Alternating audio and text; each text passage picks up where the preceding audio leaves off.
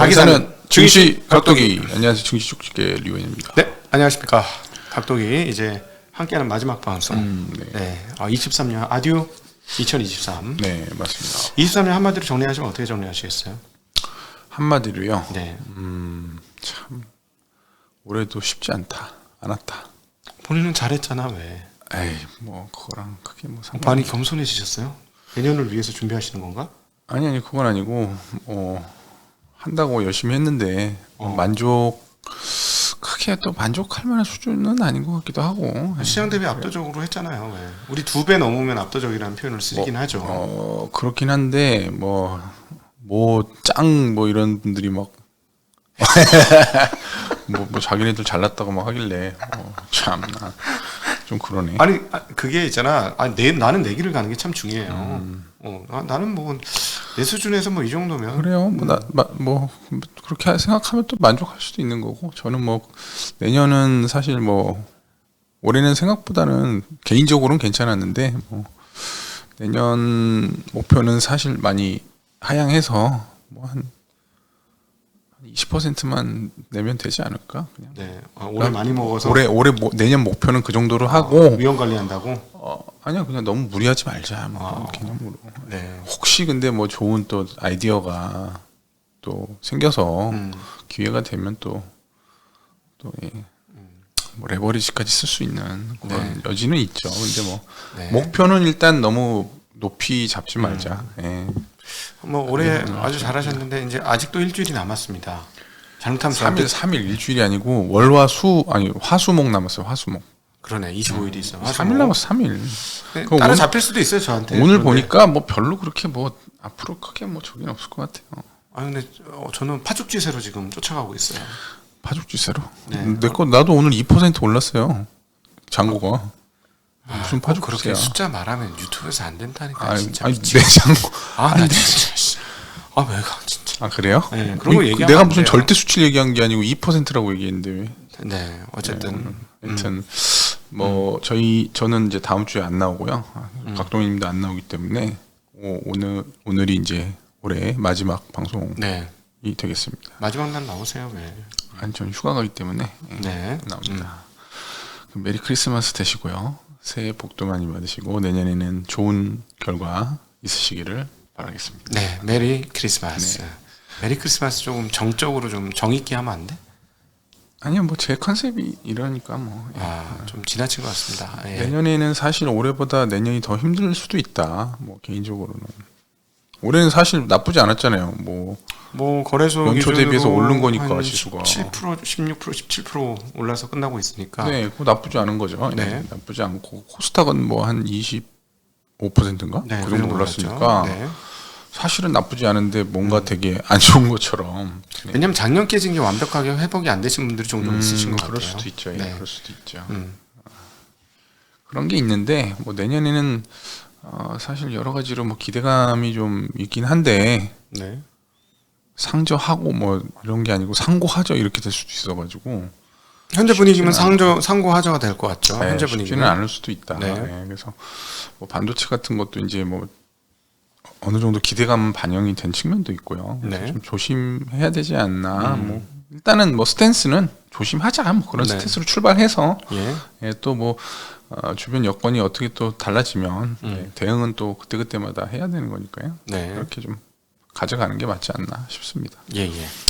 왜냐하면 뭐 오늘 보니까 월스트리트저널 이런 데서도 내년 그 6회 인하 금리 인하에 대한 부분들을 이미 뭐 시장에서 선반영했다 막 이런 얘기들도 있고요. 채권 시장 정말 많이 반영했습니다. 그래서 또 보험성 인하를 좀 하기 위해서는 물가 안정 여부가 이제 확인 사살될 필요가 있기 때문에 그런 부분들도 아직은 뭐 확인이 안 됐고 내년 1분기에나 확인이 될 거다 이렇게 이제 얘기를 하고 있고 또 1월 말에 미국 재무부에서 또 리펀딩 계획 나오면 또 국채 수급 이슈가 또 재발할 수도 있거든요. 그래서 지난 10월달에 좀 그랬었죠. 9월인가 10월달에 그랬었죠. 그런 것들이 있기 때문에 뭐 마냥 안심하고 뭐 할 수는 없는 거다. 1월달에 뭐 세스나 이런 게 있어서 좀 뭐 기대는 좀 있습니다만은 뭐 혹시 또 안 좋을 수도 있다. 그렇게 세스가 뭐예요? CES. CES. 시장 시장 오늘 뭐 간단히 말씀드리면 거래소는 0.02 하락해서 2,559, 2,600을 지키지 못하고 내려왔습니다. 코스닥은 조금 많이 빠져서 0.56% 하락해서 854. 오늘 그 2차 전지 종목들 위주로 좀 하락을 하면서 의외로 어제 그 50억 대주주 한 다음에 오히려 약세를 좀 보이고 있어서 호재 발산 개념으로 지금 그런 작동이 되는 것 거죠. 같기도 하고요. 예. 약간 거기에 의외, 대한 기대감이 너무 컸나 봐. 2차 전지가. 약간 의외 예. 좀 흐름이다 이렇게 좀 보여지고요. 네. 수급적으로는 오늘 개인이 2천억 거래소에서 매도했고 외국인이 360억 매도, 기관이 2,300억 매수했습니다. 코스닥에서는 개인이 280억 매도, 외국인이 870억 매수, 기관이 230억 매도 이렇게 했습니다. 근데 어쨌든 외국인들이 뭐 양심 합산해서 계속해서 사고 있는 거는 조금 의미가 있어 보이긴 합니다. 네. 오늘은 뭐 크게 나스닥 지수에 비례하면은 뭐 산 부분은 뭐 크지 않아서 그래서 지수가 좀 움직이지 못한 부분이 좀 있고요. 사실 오늘 기대 정말 많이 하고 시작했거든요. 와, 설마 오늘 같은 날도 빠질 수 있을까 했는데 오늘 약간 빠졌어. 게 그러니까 왜냐하면 다음 주에 저희처럼 쉬는 데가 많거든요. 그러면 좀 괜히 뭐 위험에 베팅하려는 성향들이 좀 낮아지기 때문에 그런 현상이 있을 수 있고요. 오늘 업종 운수창고가 한 2% 상승을 했습니다. 뭐 HMM이 4%, 그로비스, 한진칼 이런 거 4에서 3% 상승했고요. 뭐 의약품, 운수장비, 전기전자 등등 상승을 했습니다. 유한영행이 5%, 하나에어로스페이스가 2%, 현대기아차가 뭐 한 0.5% 정도. 그리고 오늘 그래도 삼성전자가 한 1% 넘게 상승하면서 시장을 좀 안정적으로 유지를 시켰다. 반면에 하락은 기계업종이 뭐 0.5% 정도 하락을 했습니다. 서비스업하고 화학업 정도 대부분 좀 하락을 했고요. 두산로보틱스가 마이너스 뭐 4%, 금양이 마이너스 2%, LG화학 마이너스 1%, 뭐 에코프로 그룹주들이 뭐 한 3%씩 하락을 했습니다. 2차 전지들이 별로 안 좋았습니다. 2차 전지주들이 원래 그 50억 대주주 상향하면 괜찮아질 거라고 그랬는데 반대로 반대 현상이 나더라고요. 근데 워낙 해외 쪽이 안 좋아요. 안 좋아, 그렇죠. 그러니까 펀더멘탈이 조금 받쳐주지 않기 때문에 그런 부분들 수급적인 부분으로만 올리기에는 좀 쉽진 않다. 다른 나라는 거의 겨울이야. 우리나라는 가을이고 아직. 서비스 업종에서 크래프톤이 이제 13% 하락을 했습니다. 뭐 중국에서 뭐 게임 규제 뭐 이런 게 좀 있으면 그런 이제 소식이 있으면서 오늘 저기가 엄청 빠졌거든요. 텐센트가. 그런 좀 악재가 있었고요. DBINC에서 그 DB하이텍 지분을 가지고 있는 강성부 펀드 지분을 뭐 인수를 한다 뭐 이런 얘기들이 나오면서 DB하이텍이 뭐 그냥 소폭 상승을 했는데 참 그렇습니다. 안타깝습니다. 강성부 펀드가 대한항공 때처럼 밀어붙이지 못하고 금방 빠지는 것 같아요. 뭐 좀 안타까운 일이 아닌가. 그 사모펀드가 한 개는 성공을 하는 게 좋겠는데 어떤 식으로든지 인수를 시장에서 시장 외에 말고 시장 내에서 한번 이걸 지분 싸움 해가지고 한번 이기는 게 있어야 그 다음부터는 지주사들에 대한 시각들이 달라질 텐데 좀 안타깝네요. 이게 좀 명분이 조금 약하지 않나. 이번 거. 강성부 펀드 산지 몇 개월, 6개월 됐고 여러 가지 어떤 뭐 지배구조 개선에 대한 의지를 필요로 했는데 갑자기 6개월 만에 아무것도 이룬 게 없는 상태에서 지분을 대주주한테 넘긴다. 조금 모양새가 빠지는. 수익만 났지 뭐 지배구조 변화에 별 기여는 못했다. 아니 수익도 뭐 크게 뭐 한 게 아니라서. 모르겠습니다. 그리고 내년 2월에 애플 AR 기기가 출시 확정이 되는 걸로 그렇게 얘기가 나오고 있고요. $3,500니까는 뭐 거의 한 450만 원? 하나 사서 한번 시연하셔야지 애플 빠님이. 아니 근데 할 시간이 없어. 그걸 할 시간이 없다고. 끼고 매매하면 되지. 아니, 영업 끼고 매매하라고 돌아다니면서. 매매할 수 안 되나? 회사 PC하고 연동이 안 될 텐데. 보니까 하시면 되잖아요. 아니 해봐야지. 다 해봐야지. 그거 보고 매매를 굳이. 영화나 보고 제안을. 아니 왜냐면 뭐 처음에 이거 저기 뭐야 또 말이 또 이거 좀 조심해야지. 이거 야한 영화 보는데 좋은 거 아니에요? 뭐 궁극적으로는 그런데 쓰이겠죠.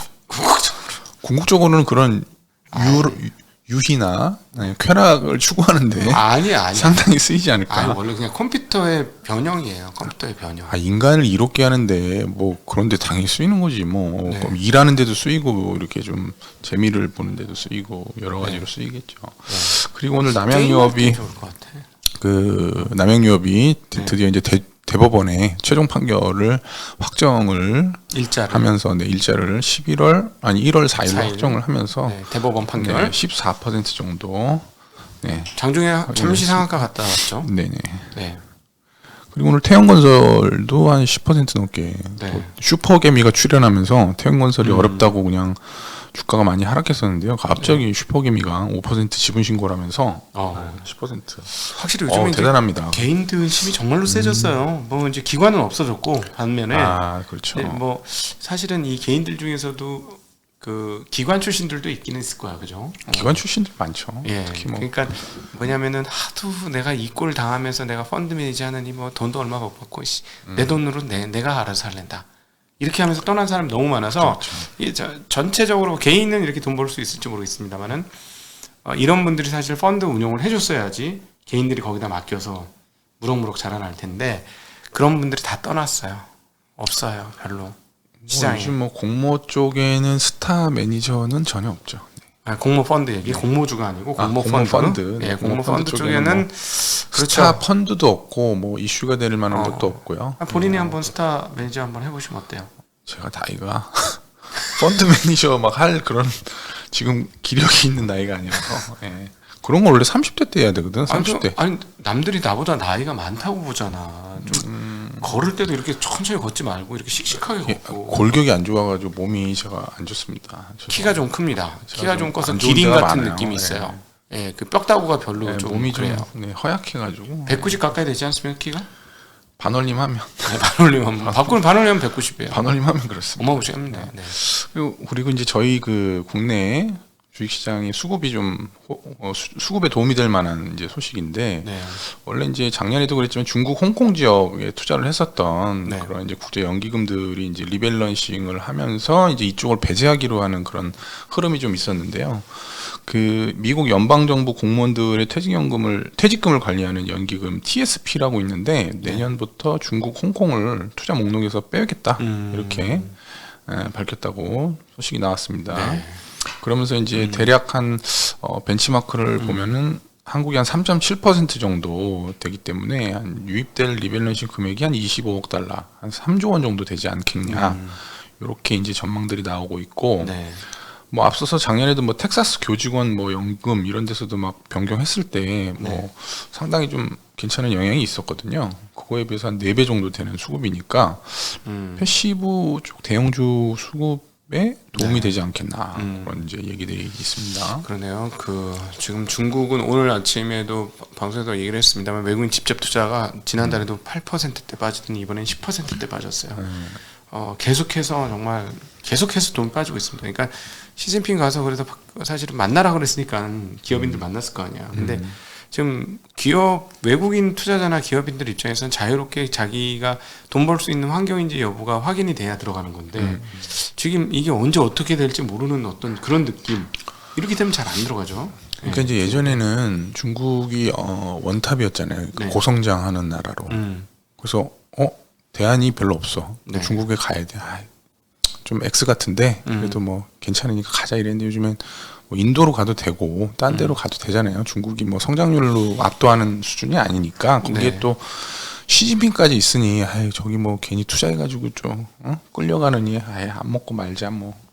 아니 뭐 끌려가지는 않을 텐데 저기가 제일 컸어. 작년에 그 알리바바, 텐센트 이런 데를 건드린 게 투자자들 입장에서는 굉장히 이거 믿을 만한 나라가 아니야. 뭐 이런 생각을 하게 해준 거지. 그 동안에는 괜찮았었죠. 그 동안에는. 여하튼 중국은 시진핑이 없어져야지 이제 좀 될 거다.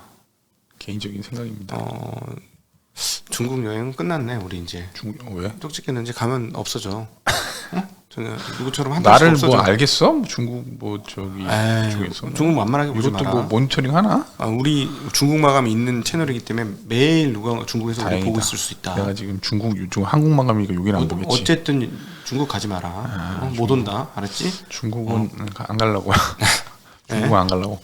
저는 아무 말 안 했습니다. 네, 그리고 테슬라가 이제 25년도에 2,800만 원, 22,000달러 정도 되는 소형 해치백 모델을 내놓을 계획이다. 그래서 지금 상하이 쪽에서 생산을 하기 위해서 상하이 기가팩토리 캐파를 좀 늘릴 거다 이렇게 좀 소식이 나왔습니다. 그래서 전기차 2,800만 원인데 테슬라다. 상당히 또 매력이 좀 있을 수 있다. 네. 네, 조금 부담이 된다 국내나 뭐 다른 이제 플레이어들에게는. 그렇죠. 저 배터리를 뭐 쓸까가 가장 관건이네요. 뭐 LFP 쓰겠죠. 뭐 저 가격에 만들려면 LFP 쓸 블레이드를 쓰든지 뭐 CAT의 걸 쓰든지 아니면 뭐 우리나라 거 써주면 좋은데 뭐 모르겠습니다. 저 가격 못 맞출 걸요 아마. 네. 그리고 이제 재건축 안전진단을 없애겠다 이런 여권 고위 관계자가. 우리나라? 예, 안전진단이 원래 있어야 이제 뭐 조합도 설립하고 원래 안전진단부터 넘어가야 되는데 이거를 그냥 아예 없애버리겠다. 그럼 재건축 바로 할 수 있게 하겠다. 그러니까 뭐 그냥 건물이 어떻든 30년 지나면 그냥 하고 싶으면 해라 뭐 그런 거죠. 예. 그래서 네. 내년 1월쯤에 대책을 내놓겠다 이렇게 이제 얘기가 네. 나왔고, 서울 같은 경우에 현재 이제 서울의 아파트가 한 180만 채 정도 되는데요. 그 중에 30년 이상 된 게 한 37만 호, 네. 20% 정도. 그러니까 뭐 5개 중에 1개는 노후 대상이 되는 아파트죠. 예.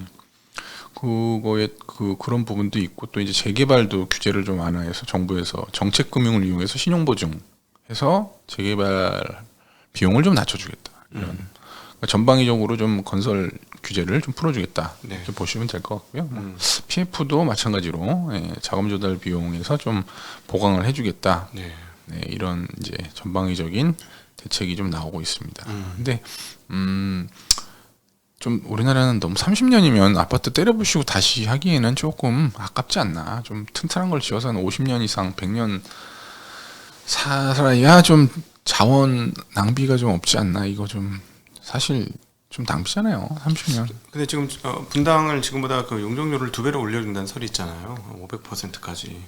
그거는 뭐 일단은 뭐 다는 아니고 이제 뭐 역세권 위주로. 그럼 예를 들어 수 있는. 500% 해주면은 한 층고가 한 60층, 70층 이렇게 되는 거 아니에요? 뭐 그렇게 안 되고만 뭐 옆으로 55층은 되겠지. 옆으로 늘리면 되니까요. 용적률이라니까. 그러니까 위로 올리는 것도 뭐 50층까지는 못 올리잖아요. 그렇게 어떻게 올리겠어요? 아니 49층까지 올리겠지. 49층까지 올리면은 50층이면 어휴. 그럼 그 다음에 30년 후에는 어떻게 해? 30년 뒤에 못 져 다시. 근데 그때는 용적률을 뭐 1000% 해줄 수 없기 때문에. 아니 옛날에 200%할 때도 이거 용적률 500%는 못 하잖아. 이랬는데 이제 한대잖아요. 뭐 이제 그 역세권 같은 경우 초역세권은 사실 주상복합이라든지 이런 거 보면 뭐 한 600, 700까지도 가니까 네. 고기는 가능한데 일반 주거 지역에 500% 올리면 진짜 닭장처럼 보이거든요. 아주 네. 그거는 뭐 되게 어려운 부분이 있다.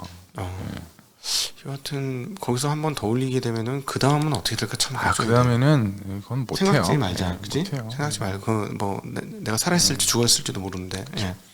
그리고 아까 이제 전기차하고 2차 전지 말씀을 좀 잠깐 드렸었는데, 이제 미국에서 월스트리트저널에서 이제 그 내년 초에 중국산 그 전기차에 대해서 관세를 추가로 부과를 좀 할 수도 있다 이렇게 얘기가 나왔습니다. 네. 현재도 지금 중국산 전기차에 대해서 관세를 27% 이상 부과를 하고 있는데 거기에 얹혀가지고 중국산 배터리하고 뭐 태양광 제품에 또 관세를 네. 하겠다 이렇게 얘기를 해서 국내 2차 전지에 조금 도움이 되는 그런 정책이긴 한데 네. 이거 뭐 트럼프가 나오면 다 꽝 될 거니까 그런 또 위험성이 있습니다. 예.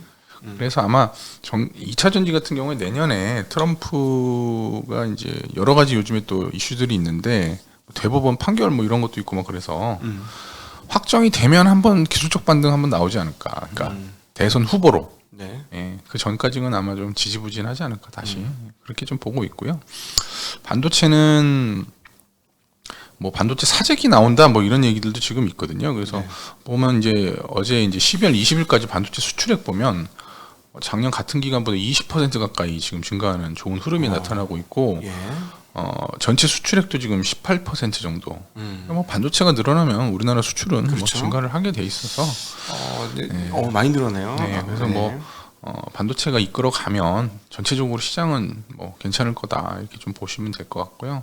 트렌드포스에서도 이제 반도체 내년 1분기 가격을 한 18에서 23% 올라갈 거다 이렇게 네. 좀 보고 있고, 근데 이제 증설 이제 원래는 이제 이게 그 감산해서 그런 거잖아요. 그래서 그렇죠. 근데 이제 확 늘리긴 좀 어려우니까 마이크론에서도 증설보다는 차세대 제품의 비중을 늘리는 공정 전환을 해서 좀 관리를 좀 하겠다 이런 식의 지금 얘기들을 하고 있습니다. 그러니까 가격을 좀 높이겠다 이런 의지가 좀 있는 거고요.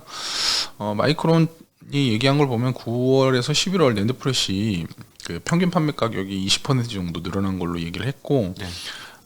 최대 이제 내년에는 한 23% 정도 모바일용 메모리 가격도 오를 거다 이렇게 얘기를 하고 있습니다. 네. 그리고 삼성전자가 내부 소식통에 따르면 엔비디아에서 HBM3 승인을 받았다. 뭐 이런.